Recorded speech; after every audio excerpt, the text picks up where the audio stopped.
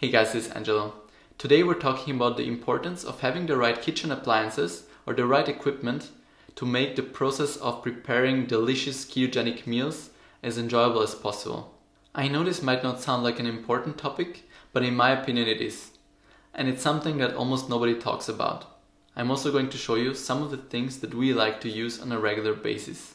And the goal is to help you make your transition to eating mostly whole, natural, unprocessed food that you yourself prepared as easy and as effortless as possible. At the same time, I don't want you to start throwing out money for kitchen appliances that you're just gonna use once and then never again. So my girlfriend and I really enjoy cooking, and that wasn't necessarily the case before we started keto. So one reason is that we enjoy the food we eat now way more than what we were eating before, but the other one is that also over time we found the right tools for our kitchen that make preparing healthy meals more fun and less time consuming. There are simply days where you want to spend as little time as possible in the kitchen, cooking, cleaning, for example after a long day at work or when you're stressed out. Obviously, you also have some days when you're feeling more relaxed, you don't have time pressure, and you're willing to experiment with new recipes that need a little bit more hands-on time and more time to be prepared. Generally, before we start cooking, we ask ourselves these three questions. First, what's our vegetable source? And that's gonna fill up most of our plate. Second, what's our protein source? And third, which healthy fats are we gonna prepare our meal in? And which fats are we gonna put on top of the veggies at the end? And then we start cooking. Okay, now I'm gonna show you the kitchen appliances that we use on a regular basis. These are the things that we've come to appreciate the most and that make cooking a lot easier and less time consuming for us. Okay, let's start with the basics. First of all, we have some pans with some ceramic coating. We try to stay away from the standard non-stick coated pans with Teflon, as they supposedly can leach some harmful chemicals both into your food as well as into the air when using them at high temperatures. And so we have two big ones, and then we have one small one with ceramic coating as well. And we also have two small pans like this one with enamel coating. So this is a stainless steel steamer that you can use on the stove. So for all kinds of veggies it's really useful. And you put the water underneath in the lower part. Then you put the top back, the steaming basket part back. And that's also where you put the veggies in. And then, you close it and put it on the stove for a couple of minutes or whatever time is needed to get the veggies cooked. And then we also have a small stainless steel pot that can also always come in handy. So here's the star of our kitchen, the Instant Pot. And we love to use this thing.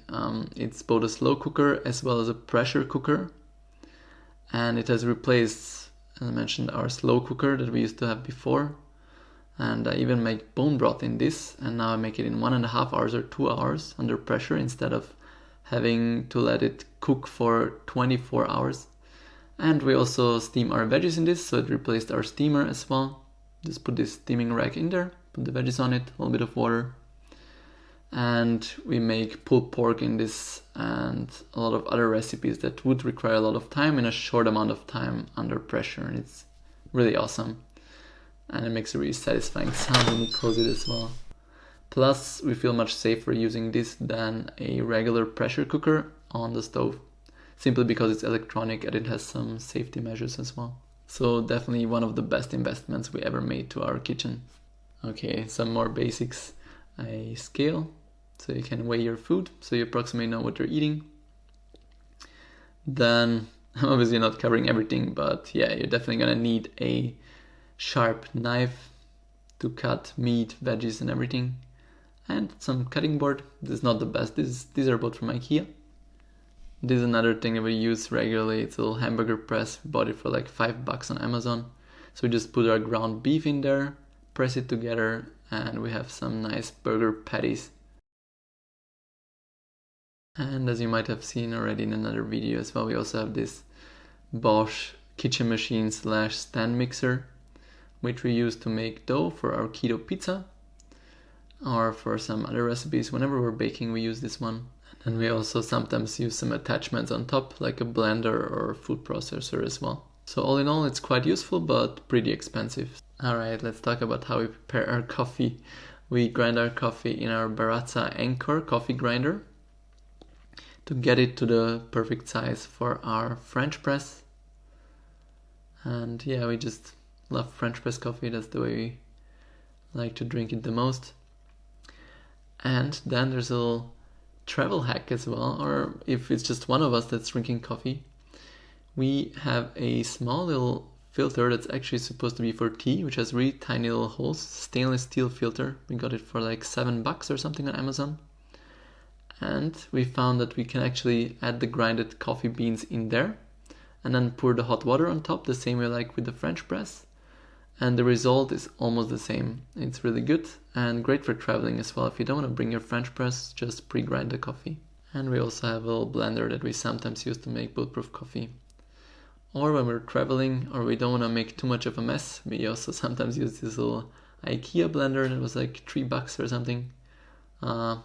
Which does the job just fine as well. And lastly, we also have a little milk foamer, which we use to foam coconut milk. And so we then put it on top of the coffee sometimes.